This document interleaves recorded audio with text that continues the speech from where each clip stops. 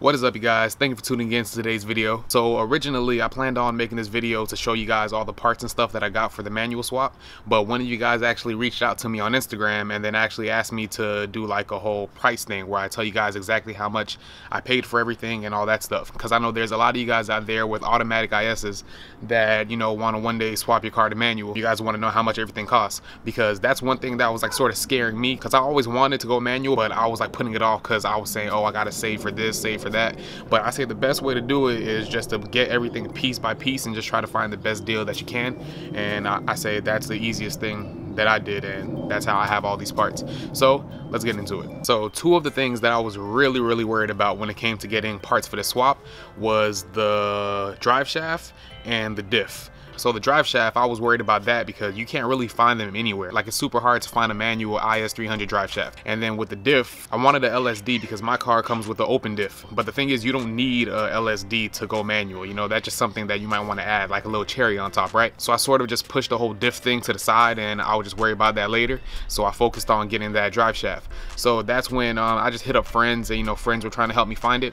And then actually Greg, some of you guys don't know him, but Greg, the one with the white IS300 that I did the video with at one time, he actually reached out to him, and I told him to, you know, keep an eye out if he sees any kind of drive shafts or anything like that that'll fit for the manual swap. And he actually did, and that's how I got the drive shaft that I got. I actually got it for like $150, which is a really good price, because usually online these things go from anywhere between like $250 to all the way to $500–600. So I think I got a really good price on that. It is used, but it's in perfectly fine condition, and like I said, it was only $150, you know, compared to $400. So, you know, that's like a no-brainer. All right, so then after I got the drive shaft, the next thing that I got, I think, was the clutch pedal. Now the clutch pedal is one of the hardest things to get when it comes to the manual swap for the IS300 also, because you don't really see them often since there's not that many manual IS300s. And then if you do find it, it's super expensive, like stupid expensive. Like for one clutch pedal, it's gonna be like $300. I know Drift Motion sells like the whole set with the gas pedal, the brake pedal, and the clutch pedal for like $4 something, but I was not ready to pay that either, because as you guys know, most of the things that I do, it's on a budget. I feel like that's one of the things that connects me and some of you guys that are watching, because you guys know that almost everything that I do, it's on a budget. So, you know, I don't have the money to be just throwing money out there, just, you know, I see this, buy it. I can't really do that. Yeah, so IS300 clutch pedals, they're super expensive, and then on top of that, you can't really find them online much either. You have to really look. So what I did is I didn't get an IS300 clutch pedal. I got a 2005 Toyota Celica clutch pedal. Yes, it fits perfectly fine with the IS. I haven't really seen any cars using it yet, but I have read on forums and read on different sites, it does fit, and I got that for $75 right off of eBay. I know some of you guys would want to go with the authentic IS300 clutch, but I mean, a clutch pedal is a clutch pedal, whatever it is, and if it fits, why not? And like I said, I haven't seen it on anybody's cars yet, but hopefully when I do it, it fits fine. And I guess you guys will see whenever the manual swap video comes out. One thing people might want to do is get the manual brake pedal also, because you know, the automatic brake pedal is like huge and the manual brake pedal is like this big. You can get a brake pedal, but those are hard to find too. So what I'm gonna do is I'm gonna actually cut my brake pedal in half. Well, not really in half, but cut it to where the clutch pedal fits, and then whenever I happen to find a brake pedal, I'll just go and buy that, because it's not like I'm like trying to save money. That's why I'm just gonna cut it. It's because you really can't find the brake pedals online unless, you know, somebody's parting out their manual IS. So when I find one for the right price, of course, I'll buy it, but for now I'm just gonna cut that brake pedal, and not the pedal itself, the pad, the spot that you put your foot on. All right. All right, so after the clutch pedal comes the clutch master cylinder. Now that one wasn't hard to find at all. I could have bought it off of somebody, but that I just wanted to buy it new, I guess. I don't know why. I could have got it cheaper, but I just felt like buying it new. So that one I got off of Amazon. I bought it for $112, because there are alternative clutch master cylinders that you can find that'll fit on the IS, but me, I just wanted an authentic Lexus IS300 Toyota clutch master cylinder, which isn't bad at all. I don't regret buying it. Okay, so after the clutch master cylinder, that's when I got the clutch, pressure plate, and flywheel. Now I know I'm gonna hear it in the comments, but yes, I did get the clutch, pressure plate, and flywheel off of eBay, and yes, it is a XTD clutch. Now I'm not one of those people that just see something on eBay and just say, ooh, it's cheap, let me buy it. So before I bought the XTD clutch, I did actually go online and read reviews and watch videos on YouTube of people, you know, saying their XTD clutch after 1,000 miles or anything anything like that.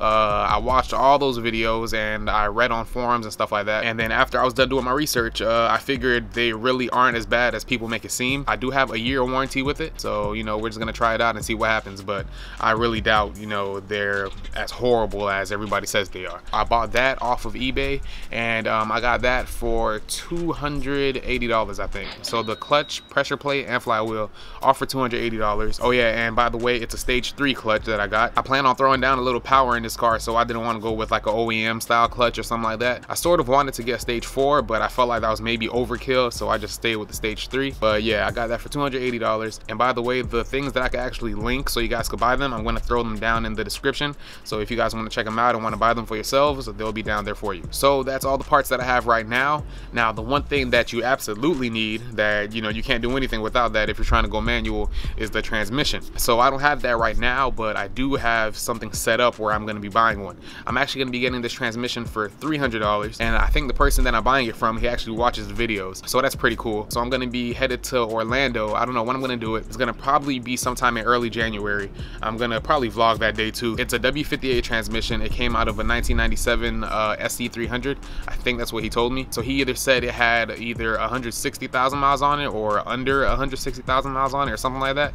But I feel like for $300, that's a pretty good deal. So, you know, I hopped on it. Orlando is a far drive though, so I have been shopping around a little bit, but it's hard to beat a deal like that. And I know some of you guys might be wondering about the slave, but the slave is going to be attached to the transmission. I already asked them about that. And then one other thing that you guys might want to get if you're doing a manual swap is the manual gauge cluster. Now, you don't really need this because there's not really a difference between the automatic and manual, except for where it says the PRN and all that stuff, the Prindle. You're still going to be able to drive manual without it. So I guess if you want it to look more legit, then I guess you could get it, but it really isn't necessary. But you can find them online for like $50, $60, maybe up to like $100, $120. That's not that expensive. I probably am gonna swap it out because, you know, you just got to take the gauge out and then pop in, I think it's like 3 plugs, and that's it. So I will be buying that in the future, but I'm not really worried about that right now. So now, with all the things that I have right now, being the drive shaft, the clutch pedal, the clutch master cylinder, the clutch itself, the pressure plate, and the flywheel, everything right now costs me $623. But by the time I'm done with buying everything, this thing might cost me around like $1,200 or $1,300. So yeah, that's about how much you're gonna need if you want to do a manual swap. And me, I took shortcuts. So if you want to do the whole legit, like super legit manual swap, I guess it's gonna run you about maybe around $2,000, maybe $2,500. So you guys got to keep that in mind. But yeah, so the manual swap is going to be coming soon. Like I said, hopefully it happens in the beginning of January. One thing that I'm kind of intimidated about is that to do this manual swap and to do it efficiently, I might have to pull the whole motor out of the car. Because when you think about it, it's like, I'm not going to be doing this in a shop. Like, this is literally going to be done like in my front yard. So when you really think about it, it's like, if I'm going to be taking this transmission out of the car, how am I going to be able to reach up there where those bolts are and drop the whole tranny and then get it out from under the car? So that's what I'm trying to figure out right now. But right now it looks like we're going to be taking the entire engine with the transmission out of the car.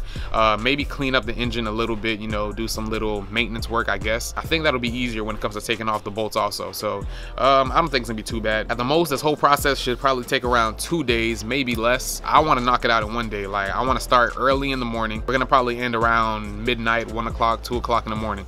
So that's the plan, but this might be a 2-day project. And I'm gonna try to have Zane to come out and help me. I'm gonna have Nick over here to come and help me too. And I might have maybe 1 or 2 other people to come and help me out with this, because I'm definitely not gonna be able to do this by myself. But yeah, you guys should expect for this car to be manual in January. I say definitely by the end of January, this car will definitely be manual. For sure. So you guys can just wait on that. I know I'm super excited. I know a lot of you guys are super excited because you guys have been hitting me up on Instagram and Facebook. Just stay tuned, man. That video is gonna be crazy. One thing though, I'm gonna try to keep the video short, like maybe at the most 20 minutes long. I don't want this video to be too long because I feel like it just gets boring. So because the way that I'm gonna be shooting this video is gonna be like a full tutorial. That's exactly how I want to do it. But I know a lot of you guys are not gonna be up to, you know, taking out your whole engine just to do the manual swap. So I have to figure out how I'm gonna do this to where it's easy for you guys to to do it also if you guys want to do it. If any of you guys have any kind of suggestions, or if you've done it before and you guys didn't have to take out the whole engine, let me know how you guys got it done. And if anything, I might have to see if I could just rent a lift somewhere, like go to somebody's shop and then use their lift for the afternoon or for the day or for 2 days, and see how much that would be for them to rent me that spot. So that might be one option. But other than that, that's going to be it for today's video. Thank you guys for watching. If you guys enjoyed it and found it informative, please give it a thumbs up. If you haven't yet, please subscribe to the channel so we can hit 6K before the end of December, the end of the year actually. And as always, I'll see you guys for the next one. I'm out. Suavincita lá de vam lema fe video.